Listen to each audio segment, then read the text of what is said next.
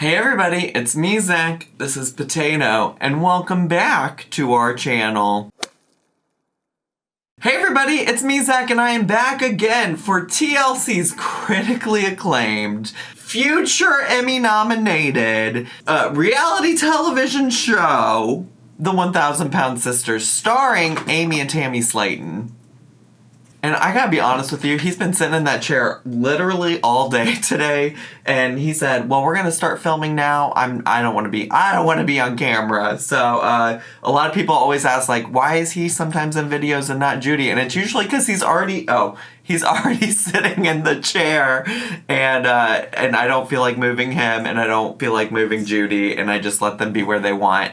And I was like, you've been sitting there all day, and then you jump down immediately once I start filming. Oh my god, and he just did it again. Anyways, I am, in fact, back again to discuss another episode of The 1,000 Pound Sisters, Season 4, Episode 5, where basically the main event of this episode is Amy having her second child. Which I will say we all kind of already knew if you keep up with her on the internet, if you watch her channel to some extent, if you follow her on Instagram, we all knew that the child was already going to come, but that is the main driving force of this episode, so it's what we will spend a lot of our time talking about. I also have to say, if I sound a little raspy, nasally, etc., is I've been dealing with some, like, weird congestion, and maybe I sound the same as I always do, but I did just want to note it. If I cough, I might have to edit some coughing out. I might have to do all kinds of things.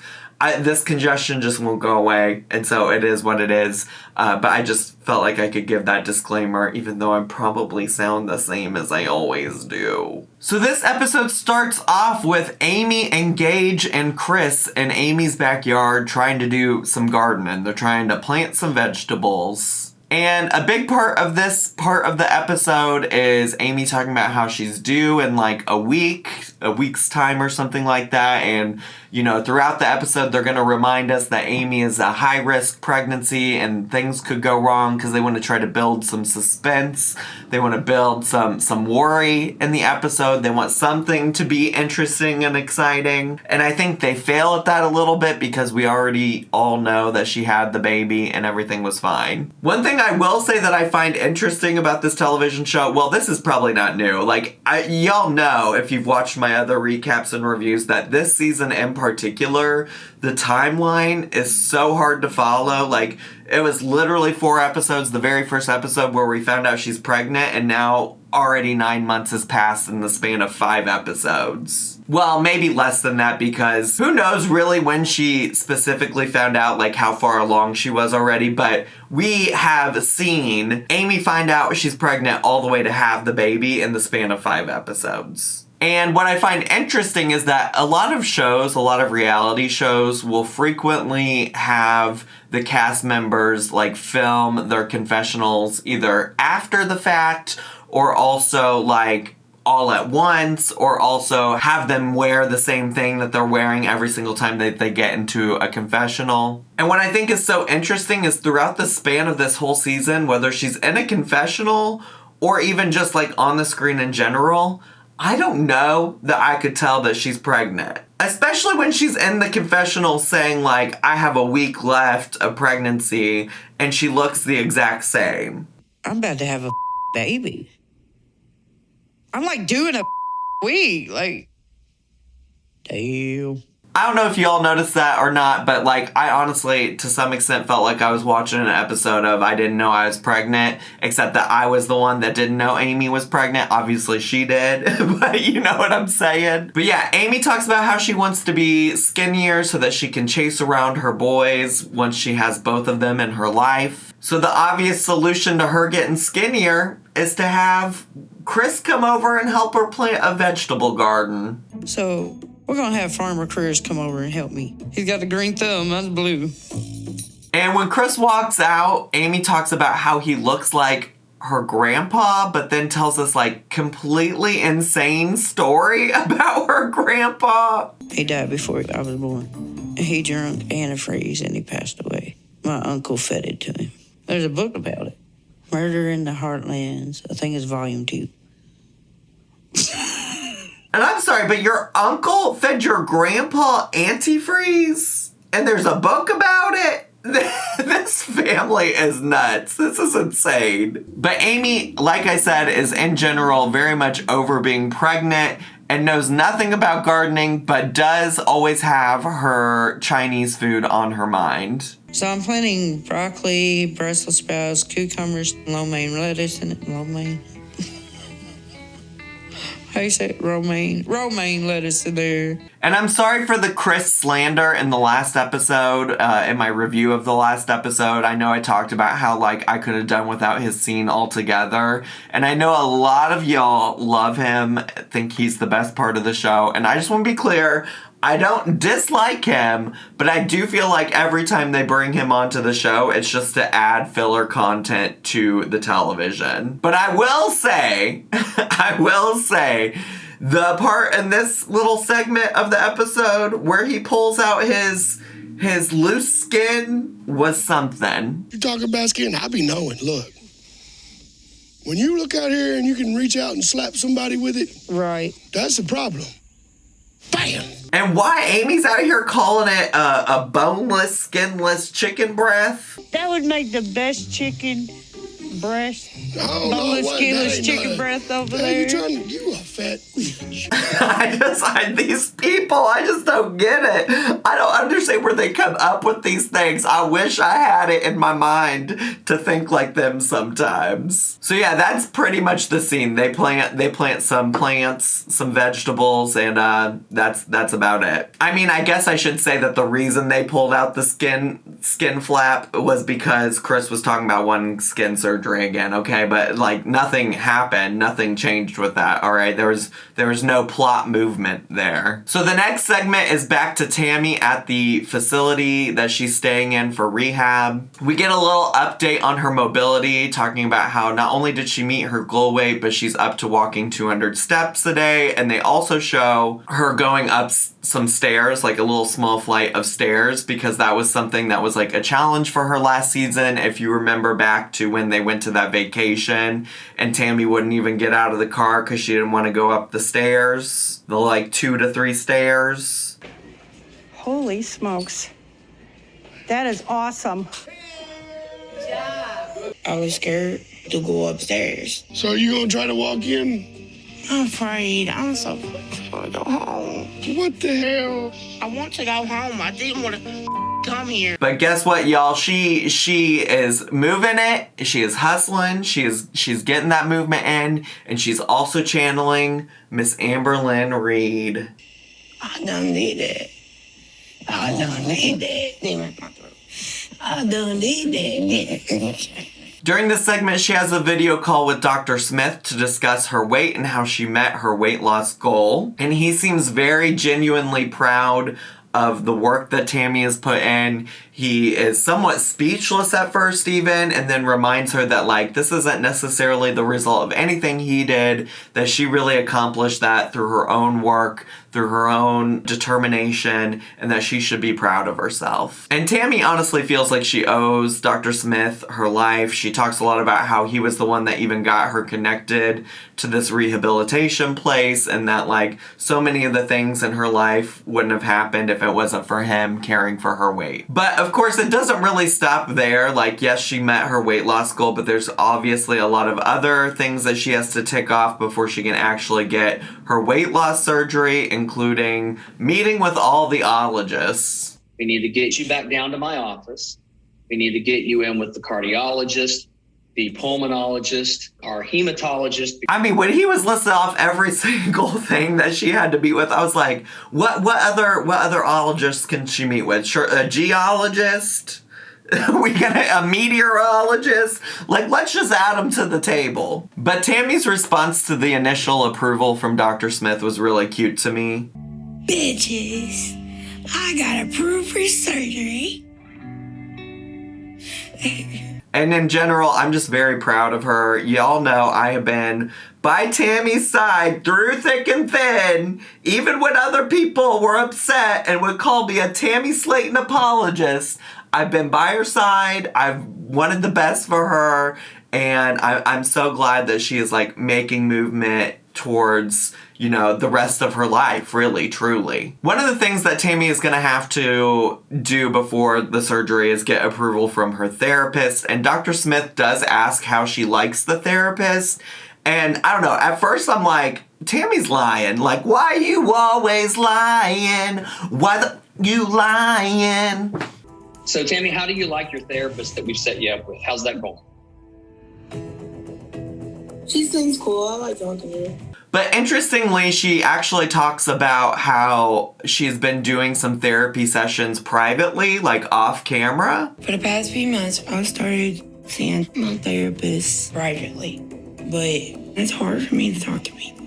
So I don't know if that's going to hold me back or not. And it would make sense to me that if that's the case, she probably does enjoy her therapy visits more because she's not being put on the spot in front of cameras that she knows are going to be broadcasted on national television. And when we've talked about Tammy's experience with therapy on the show in the past, you know, it's interesting because I feel like in the past I've made a lot of these arguments on her behalf. And I feel like even in the last episode where we talked about her therapy experience, I also said this, but a lot of people are very critical of like it's not fair that Tammy has to do this, that, the other on camera. And I 100% agree and have always felt that way. I think more recently I made the argument that like, you know, I wouldn't want to do my therapy publicly on TV, but I also didn't sign up for that.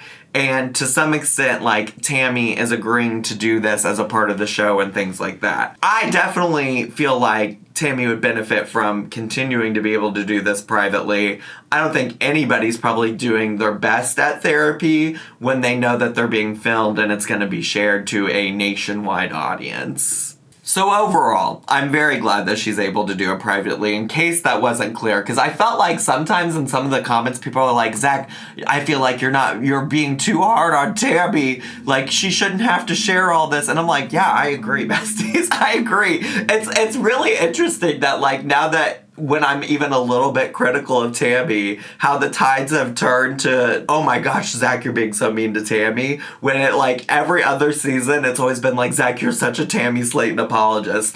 I really feel like I just try to look at all characters involved objectively and share, like, my opinions about them. I mean, obviously, I like them all. And so, like, to some extent, I'm going to try to be understanding of all of their positions. But it always has been interesting to me, or at least this season, it's been interesting to me to see the tide shift to be more pro Tammy. Even me saying something like a little bit critical has turned into like, Zach, why are you being so mean and unreasonable towards Tammy? It's not been a lot of people, let me be clear. I think a lot of people know that I love Tammy and that like I support her and I'm thrilled that she's making progress. But there are a handful of people in the comments that are like, you need to give Tammy a break. So anyways, Tammy, keep doing the damn thing. I hope you can have more private therapy sessions.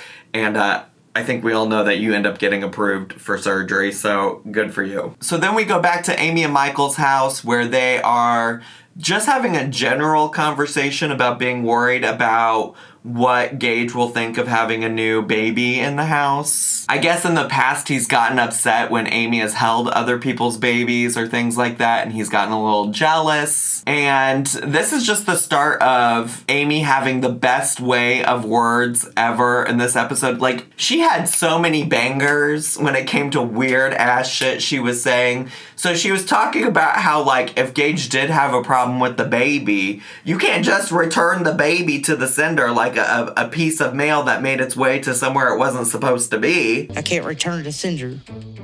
Who'd be the sender, Michael? He licked the envelope, or he put in the envelope. And she also talked a lot about how she's ready to have this C-section because the baby is like kicking and pushing on things she had never imagined. Hard because he's down there and he's pressing. He's coming through my vagina, man. Like, dude, you're supposed to be cut out, not pushed out. Feels like a walker with a watermelon in between my legs. Try walking with that in your pants. And Chris comes over to check in on Amy because she is so close to her due date. And because he's been cooking up something special for her, okay? And so he brings over a mystery food for Amy. He wants her to see what he's gonna cook for this fancy-ass barbecue he's gonna do for the family. And Amy is skeptical. There ain't no way in hell he's gonna feed me some hog balls and some pig brains. My country just came out a little bit there. And, like, I really just wish I had her mind. Like, how does she put together these words in this way, these phrases, these thoughts? Like, it's artistry. That is pure artistry. And just as a little bit of a content warning, I'm gonna show some clips of Chris pulling out a gator from a cooler. What, is that a fish? No, it is a 10-pound gator. And I have to say, I did have gator one time as a kid, long time ago. Long time ago. I was probably like middle school, maybe high school. It's been a long time. And honestly, when all the people say that it tastes like chicken, it really does, at least from my recollection. That's like what I remember it tasting like. But I've also not had it since then, so don't quote me specifically on that. But apparently, it's Amy's favorite food. Gator is like my favorite. It's one of those expensive foods that you don't get very often. But that mother staring at me, I feel naked. It's also going to be the last meal that she has before she has Glenn. And I just have to say, based on her thoughts during this episode, that I'm so glad that she's learned so much since she went to the hospital with that pizza indigestion last episode. I just went to the hospital for indigestion over pizza. And you want to feed me something spicier than pizza? I don't see how this is going to work. But I'm still gonna eat it. So the next episode cuts back to Tammy once again at the rehab facility, but we get all the siblings in this segment because she gets on a video call with all of them to let them know the news that Dr. Smith has conditionally approved her for weight loss surgery. And everybody is clearly very happy for her. And Amy talks in a confessional about how she hopes that her sister can surpass her in her successes.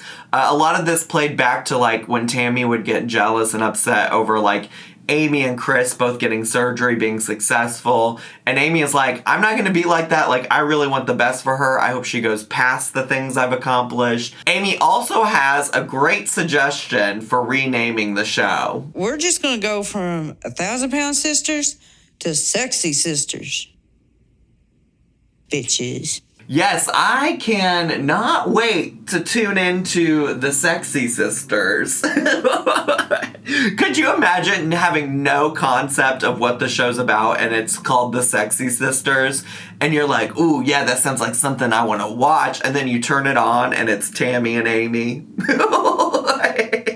And Tammy also has quite the way with words. It must be something that runs in the family. It must be a genetic thing. That's all I can imagine. Because she's talking about how, you know, she's had so much to overcome, and she lets us know the part that the devil played in that. The devil tried to take me out. I overcome everything. I kicked the devil in the balls and got approved for surgery. She also mentions that she's only 36 years old, which is just always, like, this is not the first time her or Amy's age has been brought up on the show, but every time it does get brought up on the show, it just reminds me how similar in age we are. I just turned 34 on February 4th, okay? So, like, we are so close in age, and yet the lives we have lived are so different, and it's just wild. I mean, like, I understand that's how the world works, that, like, everybody has lived vastly different lives than I have. But just thinking of all the things I've seen and all the things that Tammy hasn't yet been able to do, like, I'm just so excited for her to get to live the rest of her life. They end up having a family barbecue celebration with the gator at the church that Chris and Brittany go to. And I know I mentioned just a minute ago that I thought that gator tastes like chicken, but Chris is full on cooking the gator with a chicken in its mouth. Everybody claims gator is just like chicken. So, why not cook it with a chicken? And just as Amy suspected, the gator was spicy and she liked it, but also she thinks that Glenn liked it as well. I'm pretty sure Glenn liked it too because this baby's about to cook food the way out.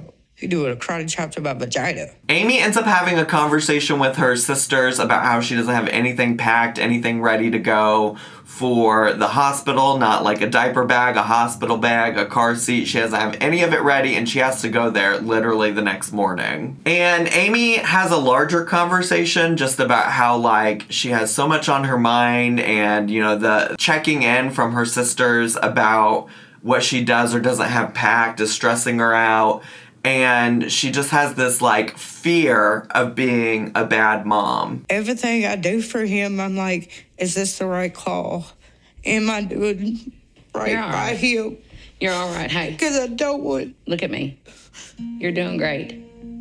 Don't you ever let nobody tell you different, you hear? And honestly, I mean, I can't speak to whether Amy is a good mom or not, but what I will say is the fact that she even cares is like half the battle, you know? Like, I don't know how many times I've told people I don't want to be a parent because I don't want to be a bad parent, and people are like, well, you know, the fact that you even care about being a bad parent means that you'll probably be a good one. I don't disagree with that. I don't disagree with that. And I really hope that she knows that, like, the fact that she cares, the fact that she is providing food and shelter for these kids, like, that's half the battle. Like, certainly there are probably things that she can improve on just like any parent could improve on. But watching her, like, cry about her worries about being a bad mom, I don't know, like, I've said this in several of my videos lately, like, I just think like getting another year older has made me even more emotional because like I was like crying with her. I'm genuinely sad that she feels that way because I also know that there are people on the internet. I mean, people on the internet, when it comes to anybody being a mom, have every opinion in the world about the right way to be a mom. I mean, I watch people on YouTube who are like professional mom YouTubers, right? And even they have centered their whole channel around the ways that they are mothering their children.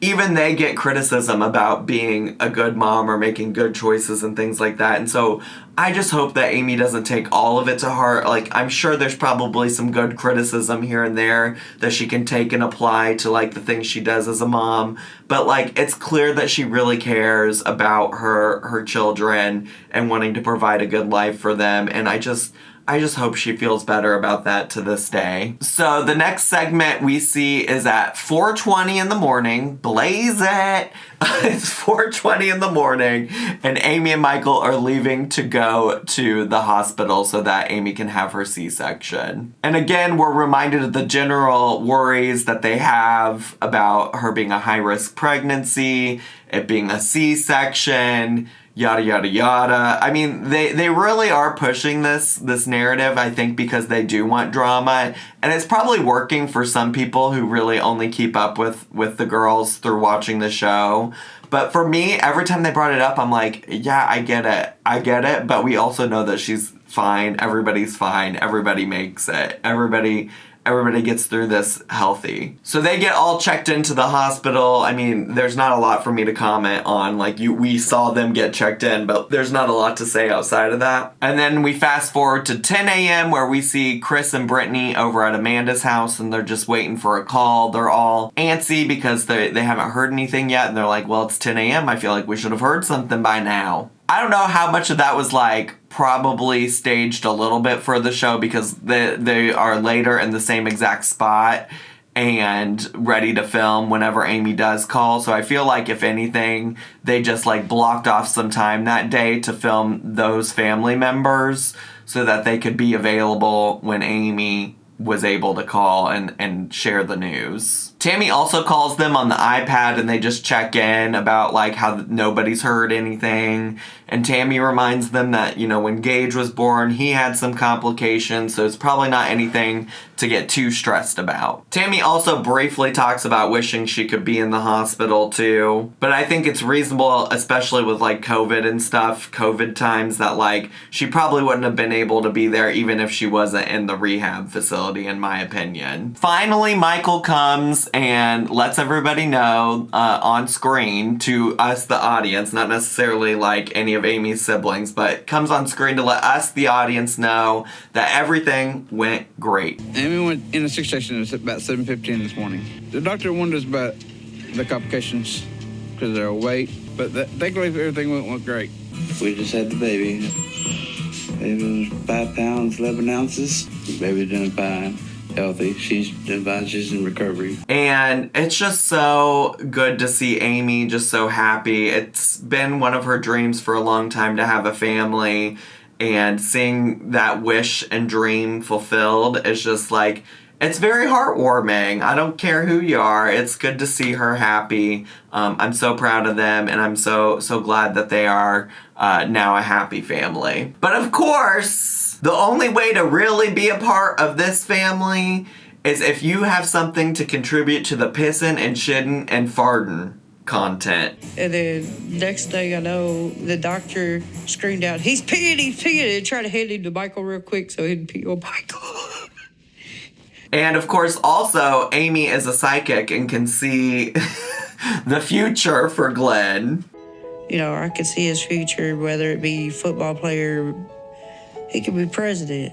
And I have to say, I cannot wait to proudly vote for President Halterman in 2058, okay? If I'm still alive, you better believe that's who I'm voting for, besties. So Amy makes a call to Amanda, Chris, and Brittany and lets them know about the baby and that it's healthy and that she's healthy and that they're in a good place. And Chris mentions that Amy's come a long way from where she started. And TLC has been so shady this season, just adding in these old-ass clips from their first season. Like we really needed to be reminded that y'all made them get on a huge-ass scale at like a junkyard to weigh in. 406. They also call and check in with Tammy, and Tammy thinks that Glenn looks more like her and Amy than Gage does. She says that Gage looks just like Michael. And for whatever reason, Tammy's like, oh, by the way, Amy, I weighed in and I lost 2 pounds. Bitch, I just had a child pull from my belly and you're talking about, ooh, I lost 2 pounds. Today is not about you and your 2 pounds. It's about my son. It's his birthday. Get your act together, bitch. And I don't know why she felt like that was an important thing to share in this moment, but my guess would probably be that TLC told her to. That would be my best guess. I feel like TLC was like, we need to remind people that y'all need to lose weight still. We can't focus too much on something that's not weight related. So, Tammy, can you tell your sister you lost 2 pounds? And the episode ends on a cliffhanger. We get to see some self-shot footage from Amy where we find out that Michael tested positive for COVID. So things took a turn for the worst. Michael got tested for COVID, and he was part of it. So me and Glenn, he got kicked out of the hospital. So it's just me and Glenn. So she has to be by herself for at least the initial start of her child's life, and I'm sure that is very stressful. And again, I don't know why my ass is so emotional watching the 1,000 Pound Sisters, but I was feeling very sad and tears were coming out of these goddamn eyes. And I was just like feeling very empathetic for her because it's like, I'm sure that is a really tough way to get this whole situation started, you know what I'm saying? And it's like, I also don't know why I was crying because like obviously I know everything ends up being okay for them, but it just felt like a lot. So that was the cliffhanger for the episode. I'm sure we're gonna start off the next episode and everything's gonna be fine again and it's gonna be chill. So we'll see. It looks like there's some horseback riding in the next episode. And honestly, it's been a while since I watched it. And by a while, I mean like an hour has passed since I watched it. So I can't remember every single thing that was in the preview. Oh, I think Tammy goes in person to see Dr. Smith next week. I think that was the other thing I remember. So anyways, a lot to look forward to. A lot to look forward to next week. That's all I have time for today. If you're enjoying my recaps and reviews of the 1,000 Pound Sisters and you're not already subscribed to my channel, make sure to do that down below and hit the bell button so you get a notification every single time I post a new video. Also, consider watching my recaps about the 1,000 Pound Besties or any of the other content I have on my channel. Make sure to leave me a comment, hit like, click share, and follow me on all my social media. I had so much fun today. I hope you did too. And I'll see you all next time. Bye!